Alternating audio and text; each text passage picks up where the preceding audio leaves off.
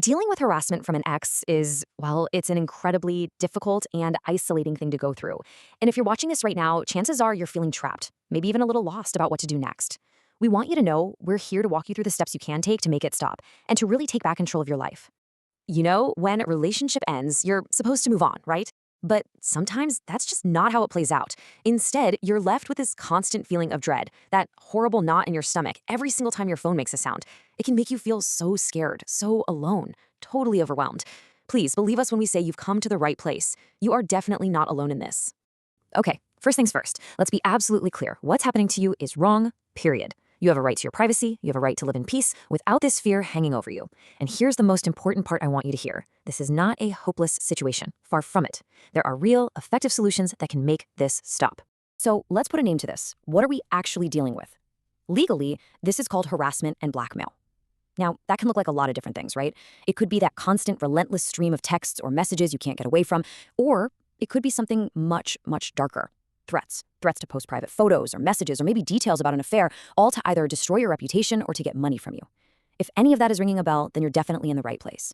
To really understand this, I think it helps to see how it plays out in real life. So we're going to share a client story with you. Now, protecting his privacy is our absolute priority, so we've changed his name and a few other details. We'll just call him Dan. Dan's story is powerful because it shows just how quickly these things can spiral out of control, but it also shows that there is a way out.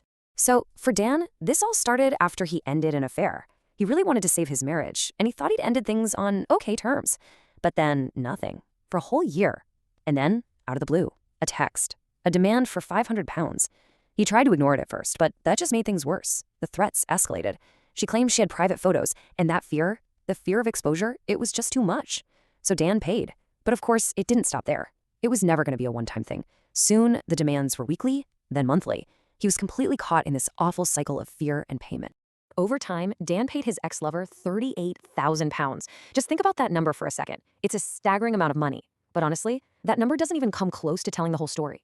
It can't measure the sleepless nights, the nonstop anxiety, the toll on his mental health, that constant gnawing fear that his entire life was about to be destroyed. And this really gets to the heart of what kept Dan trapped.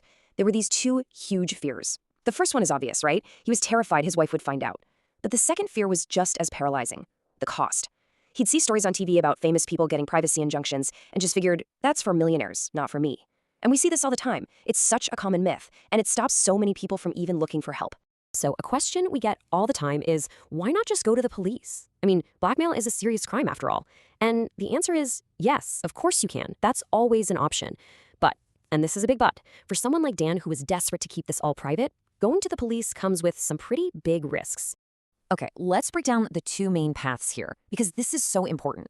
With the police route, which is criminal, you basically hand over control. The process is out of your hands, it could easily lead to an arrest, a court case, and all of it could become public, the very thing you want to avoid. Now, the civil route, that's what we do, is totally different. You and your lawyer are in the driver's seat. The whole thing can be kept confidential, from start to finish. Plus, the standard of proof is different, which often means we can get to a solution much more directly. All right, so we've talked a lot about the problem. Let's pivot and talk about the solution. The big question, how do we actually make this stop? Well, the good news is there is a very clear, very effective legal path forward.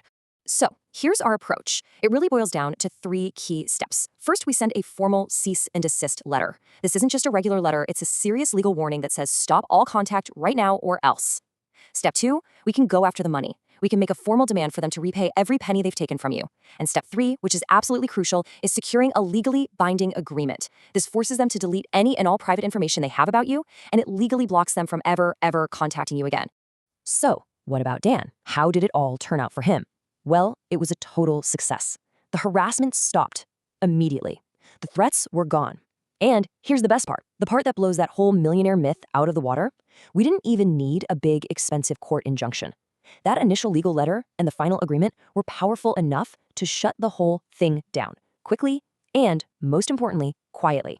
Okay, let's bring this home. Let's talk about your path to safety. What does a story like Dan's mean for you, sitting here watching this right now?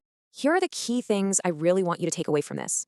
First, you have a right to privacy, and the law is on your side. Second, the civil route is confidential, it's effective, and it keeps you in control.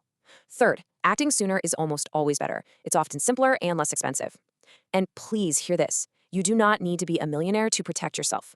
And finally, you are not alone in this, and you absolutely do not have to put up with it. I want to leave you with one final thought, really a question. You have every right to take back control of your life, your privacy, your own peace of mind. So just take a second right now and really ask yourself, what does a future without this fear actually look like for you?